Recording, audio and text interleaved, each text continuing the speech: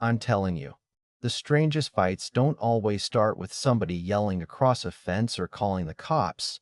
Sometimes they start with a camera, a smile that feels a little too rehearsed, and somebody pretending your life is just another item on a checklist. Looking back now, I should have trusted that uneasy feeling the second I saw that white pickup crawling behind my property, because everything that happened afterward proved one thing I'd spent 53 years believing was impossible. People will rewrite the rules overnight if they think there's enough money waiting on the other side. My name's Daniel Mercer, and I live just outside a neighborhood called Pine Hollow Estates in western Tennessee. My place has never been part of their homeowners association, never signed a covenant, never paid a single HOA fee. My grandparents bought this land long before the subdivision ever existed, back when the closest thing to development around here was a feed store and an old gas station with one working pump. I've always liked living right on that invisible line where suburbia ends and the countryside begins. On one side, you've got identical mailboxes, matching roofs, perfectly edged lawns. On my side, there are peach trees, an old workshop, patches of wildflowers my wife refused to mow because she said butterflies deserved a place to live too. After she passed away, I kept mowing around those flowers exactly the way she liked. Maybe that's silly to some people, but grief has a funny way of turning ordinary routines into promises. That Thursday morning in early April felt completely ordinary. The air still carried that cool spring bite. Birds were making more noise than my old radio sitting on the porch, and I was trimming one of the peach trees my father planted with me almost 20 years earlier. Then I heard tires crunching slowly over the gravel road behind my property. Not unusual by itself. Utility trucks sometimes use that road.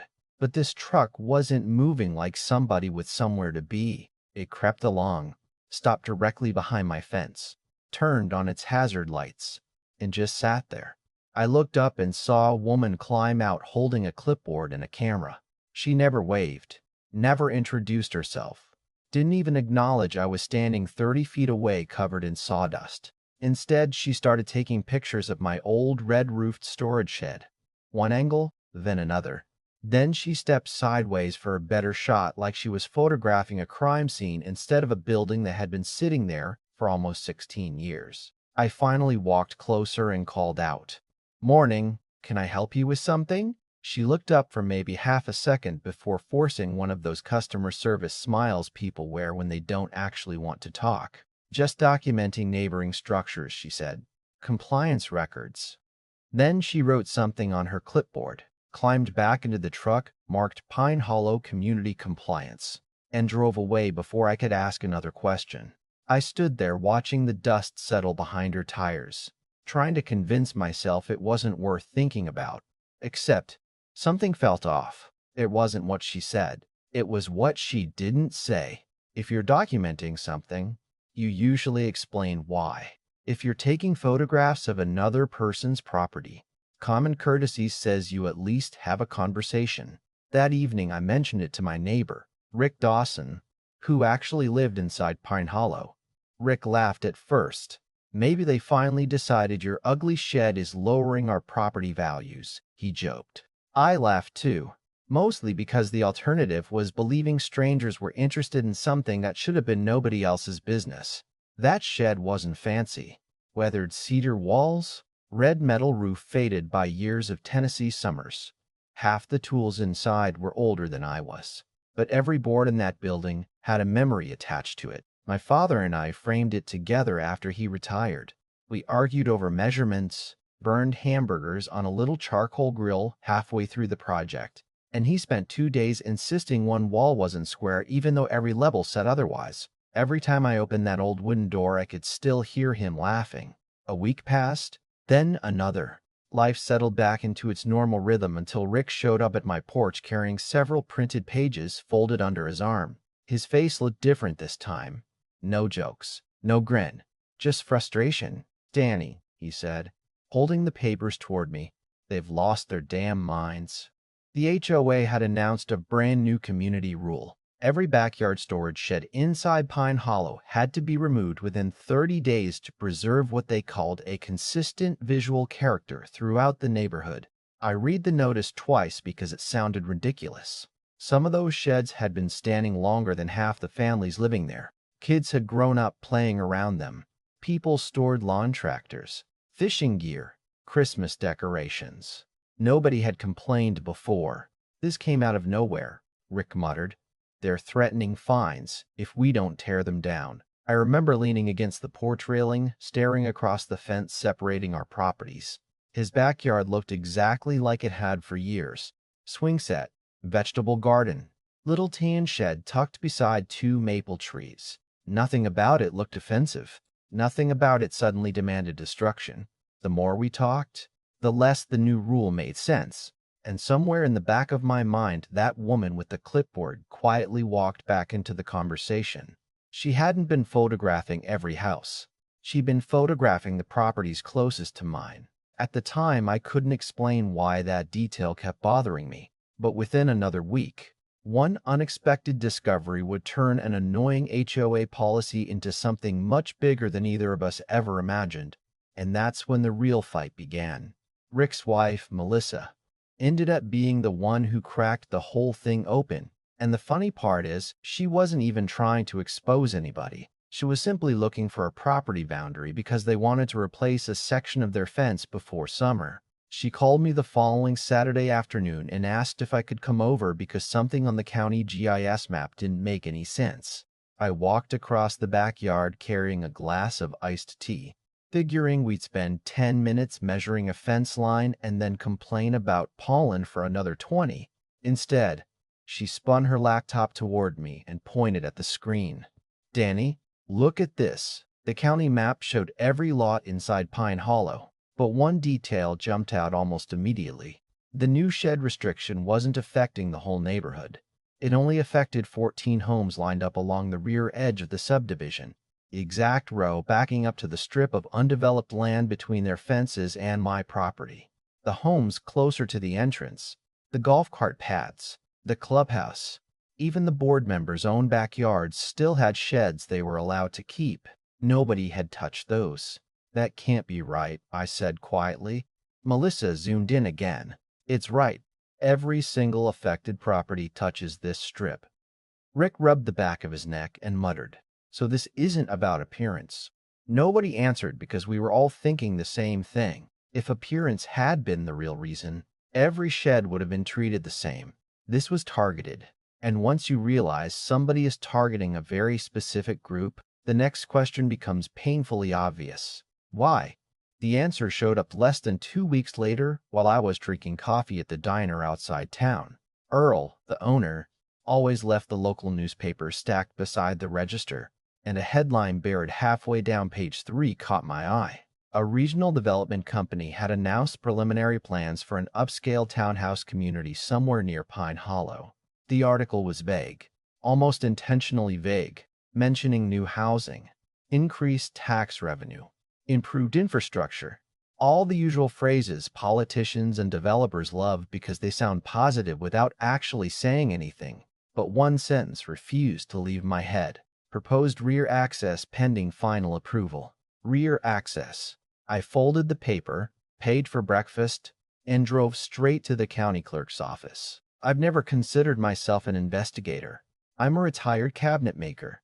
I build bookshelves, restore rocking chairs, and occasionally lose half a Saturday looking for a screwdriver that's been sitting in my own back pocket. Government records weren't exactly my comfort zone. Still, something told me I needed to see every permit connected to that project before somebody quietly buried them under another stack of paperwork. The clerk, an older gentleman named Harold, recognized me from years of recording family land documents. "Morning, Daniel. What are you chasing today?" "Hopefully nothing," I answered, "but I have a feeling it's about to become something." Harold slid several zoning files across the counter and left me alone in the records room. For nearly 2 hours, I flipped through engineering drawings, traffic studies, drainage reports, environmental reviews, page after page of language only lawyers pretend to enjoy reading. Then I found it, a conditional site access proposal dated 5 days before that woman photographed my shed. My stomach tightened so fast I actually had to sit down. According to the drawings, Construction traffic would enter the future townhouse project through the rear boundary of Pine Hollow, not the main entrance. The back lots. The exact back lots where every affected homeowner still had a storage shed sitting near the property line. I kept reading. Existing accessory structures may require removal to facilitate temporary construction corridor. There it was, hidden inside technical language almost nobody would ever notice. Their sheds weren't ugly. Their sheds were inconvenient. The HOA hadn't suddenly discovered a passion for neighborhood beauty. Somebody needed a clear path for bulldozers, concrete trucks, utility crews, and heavy equipment. I remember laughing out loud, not because anything was funny, but because the sheer audacity almost deserved applause. Uniform appearance. That was the excuse? They wrapped a construction project inside landscaping language and hoped nobody would notice. I made copies of every page Harold legally allowed me to duplicate. Before leaving, he glanced at the stack under my arm and quietly asked, "Find what you were looking for?" I looked back at him. I found what somebody hoped nobody else would. That evening, Rick, Melissa, and 4 other neighbors crowded around my dining room table. Maps covered the surface where my wife and I used to play cards on Friday nights. We laid every document side by side, matching dates, comparing signatures, highlighting permit numbers, building a timeline that became uglier every time another piece fit into place. March 29th, preliminary developer meeting. March 31st, conditional access filing. Early April, compliance truck photographing rear sheds. Mid-April, new HOA rule announced. Every step flowed perfectly into the next, too perfectly to be coincidence. One of the neighbors, a schoolteacher named Linda, leaned back in her chair and whispered, "They planned this before anybody even knew there was a project. Nobody argued because the paperwork argued for us." A few days later, the HOA scheduled a community meeting inside the clubhouse. I'd never attended one before because, legally speaking, I wasn't part of their association, but Rick asked if I'd come anyway. "You found this," he said. "People need to hear it." The room was packed. Folding chairs filled every corner.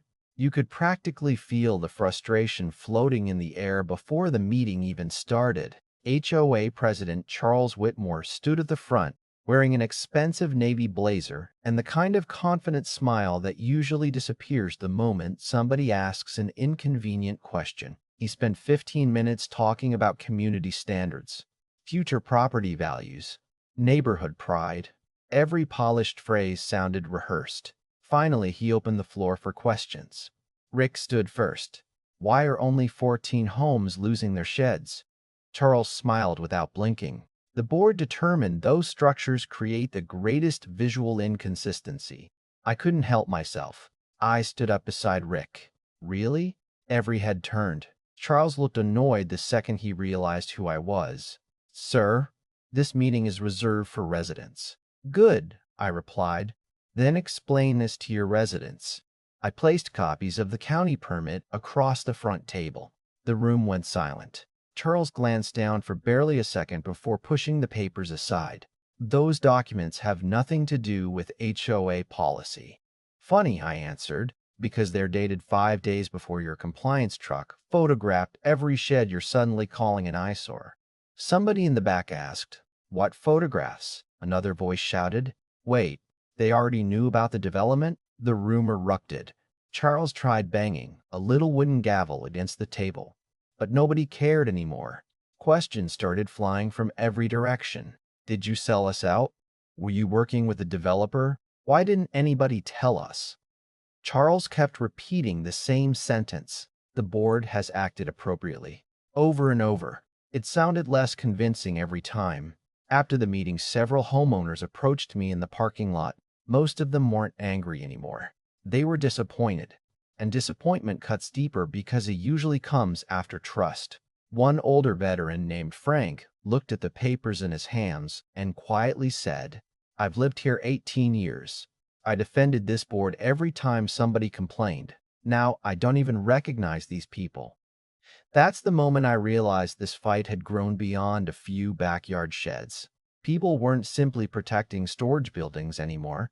They were trying to figure out whether the people elected to represent them had quietly decided someone else's profits mattered more than the families who actually lived there. We knew documents alone wouldn't be enough. We needed the public to see what had happened. And within days, an unexpected phone call would change everything in a way none of us could have predicted. The reporter introduced herself as Emily Carter, and from the first phone call, I could tell she wasn't interested in chasing internet drama or turning neighbors against each other just to boost television ratings. She kept interrupting me with the same question. Can you prove every step? Not do you believe it, not what's your opinion, just, can you prove it? I appreciated that because opinions come and go. Paperwork doesn't. The following afternoon, she met us beside Rick's backyard with a cameraman and 2 notebooks already filled with questions.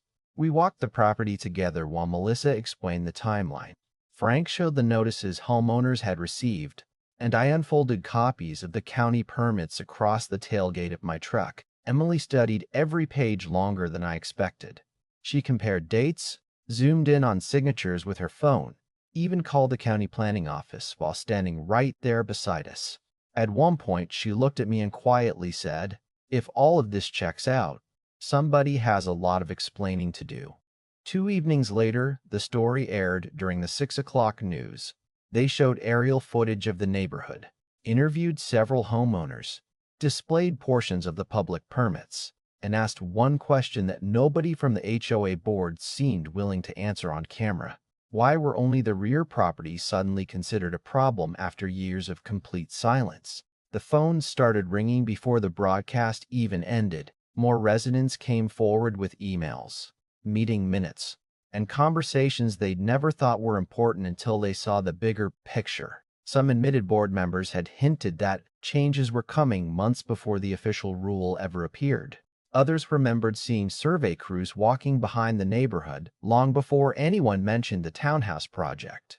Piece by piece, what had looked like coincidence became a pattern that everyone could finally see. 3 days later, Pine Hollow called an emergency board meeting. This time, the parking lot overflowed. People stood along the walls because there weren't enough chairs left inside. Charles Whitmore walked to the front, looking nothing like the confident man I'd seen the week before. His shoulders sagged, his tie hung slightly crooked, and for the first time, he avoided looking directly at the homeowners. Before anyone could even begin asking questions, he cleared his throat and read a prepared statement announcing his resignation as HOA president, insisting he had always acted in the community's best interests. Nobody applauded. Nobody yelled either. The silence somehow said more than shouting ever could. One board member resigned that same night. Another announced they would not seek re-election. Within the week, the developer released a statement withdrawing its proposal, citing changing circumstances surrounding site access. I laughed when I read that phrase because it translated into plain English pretty easily. They got caught. A month earlier, they thought 14 ordinary families would quietly tear down their sheds without asking questions. Instead, those same families uncovered paperwork that collapsed an entire project before the first shovel ever touched the ground. A few weeks after everything settled down, Rick invited me over for a cookout. His little storage shed was still standing exactly where it had always been. Frank brought homemade potato salad. Melissa teased me that I'd accidentally become the neighborhood detective, and I reminded everyone I was just a stubborn old cabinet maker who didn't like unanswered questions. We laughed harder than we had in months, not because we had defeated somebody, but because normal life finally felt normal again. That evening, I walked back across my yard just as the sun dropped behind the trees. The breeze carried the sweet smell of honeysuckle, and the weathered cedar walls of my old shed glowed orange in the last light of the day. I rested my hand against the same rough wood my father and I had nailed together all those years ago. Funny thing is, when that woman first pointed her camera at this little building, I thought the shed was the target. I was wrong. The real target had always been something much bigger. It was trust. It was the assumption that ordinary people wouldn't compare dates, read public records, or ask uncomfortable questions. They underestimated a handful of neighbors who simply cared enough to look a little closer. And maybe that's the lesson I'll carry for the rest of my life. Sometimes the smallest building on a piece of land protects something far more valuable than tools or lawn equipment. Sometimes it protects the truth, because once ordinary people decide they're done looking away, even the biggest plans can fall apart faster than anyone ever imagined. So now I'd really like to hear what you think. Was the HOA simply trying to improve the neighborhood and got caught in terrible timing? Or do you believe the board knowingly worked hand in hand with the developer from the very beginning? If you had been one of those homeowners, would you have trusted the official explanation, or would you have started digging through public records the way we did? Share your thoughts down in the comments, because stories like this rarely have just one side. And some of the most interesting conversations always happen after the camera stops rolling. If you enjoyed this story, don't forget to like the video, subscribe to the channel, and turn on notifications so you won't miss the next real-life property dispute that proves truth can be stranger than fiction.